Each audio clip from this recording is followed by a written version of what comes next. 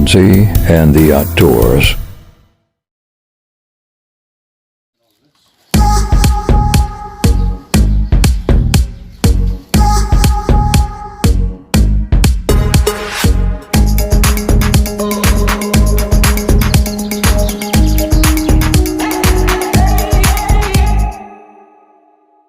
Hi guys, welcome back. Shilsey in the outdoors, back on the trail, and today me and Dan are going to attempt to do the Saint Hilda's way. It's 40 mile through North Yorkshire moors, a couple little villages, and we're going to end up at Whitby. So the village that we're at now is Hinderwell. It's in North Yorkshire, and it's on the outskirts of the moors. So we're just at Saint Hilda's as well at the moment.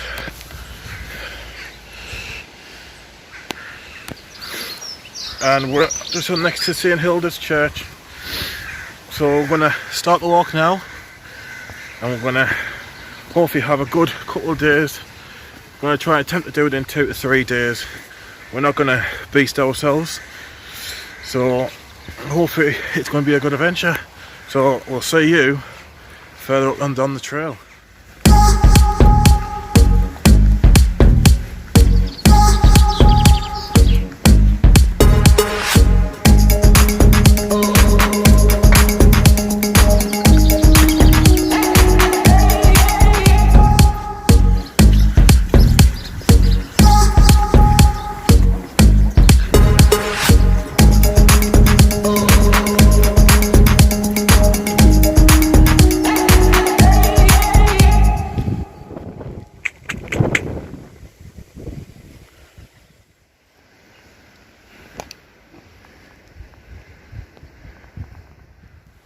Right, we've got so far. Don't know how far we've gotten. It's not very far, to be honest, but it feels like it. Because we had to go through 2 deans. But if you look, I don't know if you'll be able to see on the camera, but there's Hinderwell. That's where we started. So we're going to do 40 mile. Probably do that, but we're not going to beast ourselves. So nice gentle walk. Hopefully we'll do it in 3 days. I'm going to try to do 15 miles a day, another 15 tomorrow, and then a 10.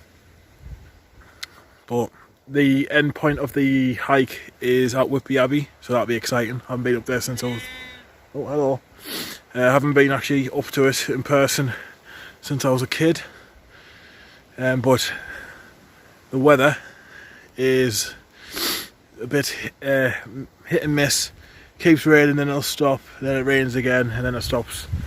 So we're going to keep cracking on, and we're going to hopefully have a decent hike. Dan's just sorting out his bag. His stops are playing up. He's having some problems with it. But we'll get that sorted, and then we'll crack on. Update. We're in a field with some cows in. But the app that we're using is Hiker. You can download it off the internet, the route, and it goes straight onto the app. It's told us to go this way, so we're following all the signs and everything. And the nettles, I'm 6'2". The nettles are about there on me. They're fucking ridiculous, absolutely ridiculous. It says nothing's being cut. It's just all being left wild. But it is farmland, and farmers now are getting paid by the government, aren't they, to just have everything for the insects. So they're not cutting anything. So it's an absolute nightmare. There's not even a trail going through it. It's all just overgrown. I've been stung, God knows how many times. I fell out in don't think it's I fell out in a massive puddle. So I'm not very happy about that. And then we've come through this field, and it's got some cows in, but we'll keep our distance. And the farmer has sealed half the field off, so we can't get through. Fair enough, I know the cows have got calves and all that, but it's a public footpath. It should be open for people to get through, but he sealed it off. So now we have to find another way around, and it's just been an absolute ball ache from start. Really.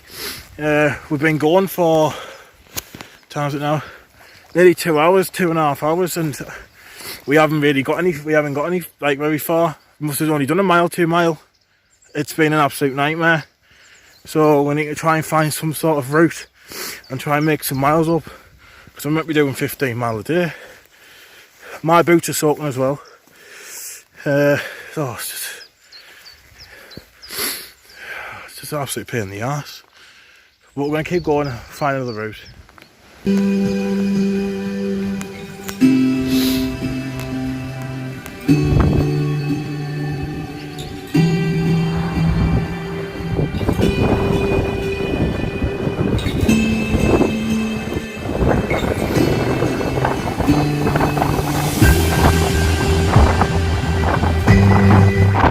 Right, we've just stopped at the petrol station. We've just sorted our feet out. I've changed the socks, and we put bin bag or carry bags over the socks to keep them dry, because the boots are absolutely saturated. We've just had something to eat as well. Had a couple of bottles of pop. We're going to have for another 5 minutes, and then we're going to set off, because it's just gone about 2:10. And we've only done 5 miles. So we're going to try and hopefully get 2 miles in. We're not going to smash it. We're just going to nice gentle walk. See how far we get. Stop at the map. We've just entered the back on the North Yorkshire moors now. So got a fair few miles beyond here. So I don't know how long much I'll be doing the recording for, because it's just the moors, isn't it? Not really exciting. So, but at least the trail that we're on now, it has been cut. I'll just show you. Nice little pathway there. So hopefully it'll stay like this, and then we hopefully will smash some miles out, because it's an absolute nightmare that. And the sun's come out as well, so that's a bonus. And a bit tad warm. So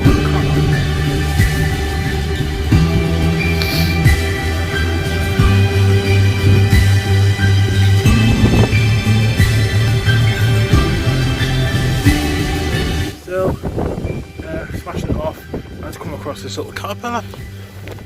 Big one. Touch him not. I'm gonna touch him. It's only I don't know if it's any spikes around it. I think me hands, I don't want that. Dan's powering on. Look at the area. Nothing in sight.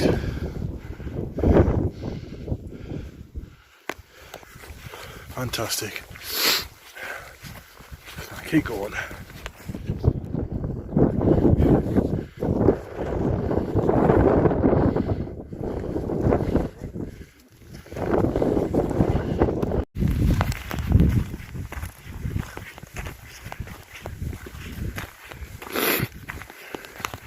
Oh, hey.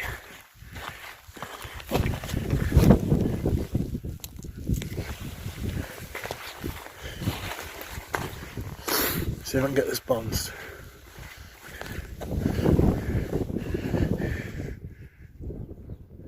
Oh, there we go.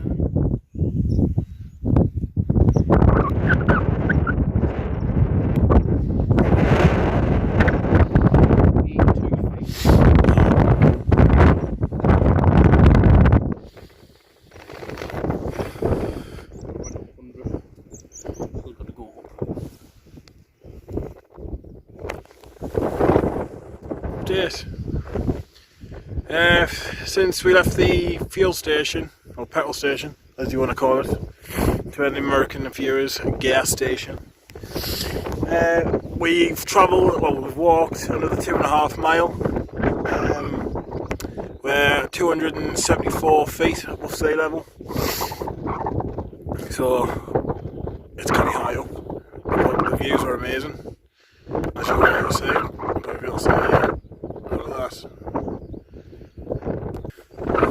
So we've got another 20 foot to go up to the top, and that should be the highest point of the hike. and then hopefully it won't be long. A couple more miles and then we'll be at Danby. There's a pub there, so I might treat that with a cheeky pint. Cheeky Vimto. So when we get cracking on, we're going to have another 5-10 minutes here, and then we're going to get going, and then I'll be back then.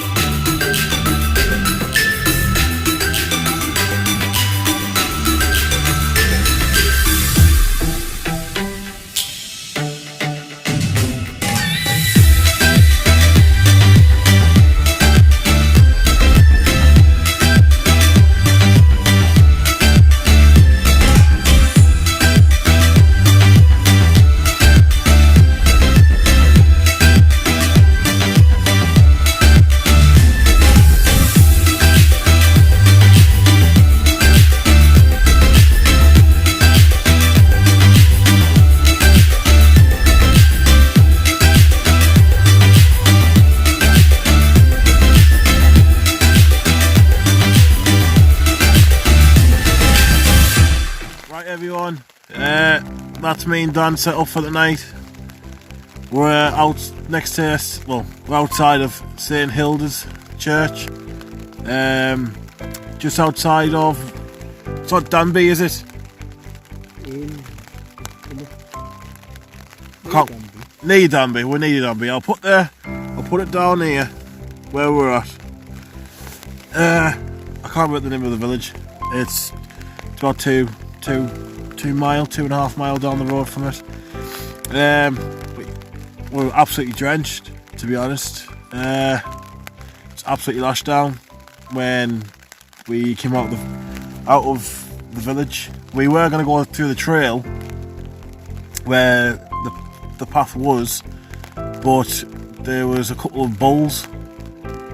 Well, they're called bullocks.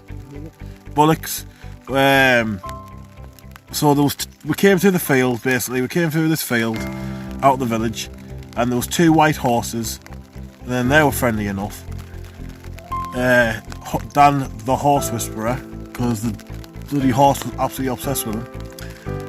Anything that Dan told him, or I think it was a female or he, can't remember, basically told the horse what to do. The horse did it. Anytime I told the horse what to do, he just completely ignored us. Must be your beard, Dan. Could be. So we saw an old lady, and basically said there was a couple of bulls in this field, and we didn't really want to go through the field with the bulls. So she says, well, the bullocks, but supposedly quite cheeky, what she said, but me and Dan weren't going to risk that. I am not going in a field with as a bull. It's the end of story. So it's not worth it, because if that bull goes for you, you know, game over. If it gets you, game over. So we had to go around out the village up this bank. There was a couple of bungalows. Then on the corner was a school. And the school looked really, really old. And it was funny enough, on the wall near the gate for the school, there was a couple of steps. Basically, there were bricks, big bricks. They were sticking out, but there was 3 of them going up. I was told that's for horses. That's how old the school is, for when people used to use horses all the time. That's what it was for. It was quite interesting to see that, because you don't see that really often now. Only on really old buildings. I don't know how old it is, but it looks really old. So we walking down this bloody long road, 2.5 miles, and the heavens opened. And I think it was like 90% chance of rain, and it just absolutely belted it down. So I was looking around, couldn't find anywhere, and then we said, oh, there's an area with a load of trees. So we're like, oh, champion. And then realised it was in someone's garden, so we couldn't do that. But the area where we're in, there's just nowhere to camp. It's very, very hard to find a camping spot, because one, it's all farmers' land, so that's a problem. Or when you like, oh, there's like a massive field, or there's like a woodland, like a wooded area, it's someone's garden.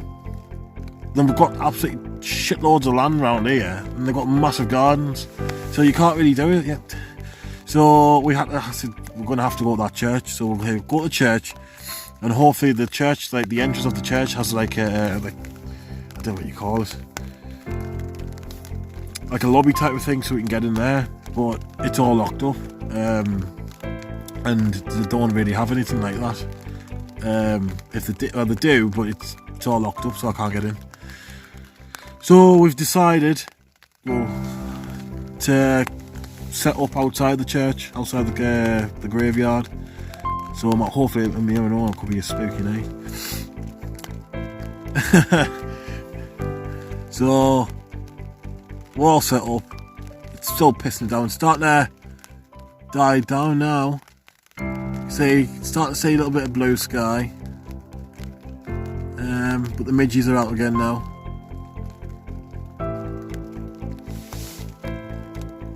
So hopefully no one comes across us tomorrow morning. Or the vicar might come. I think it's a vicarage. Church of England, sorry.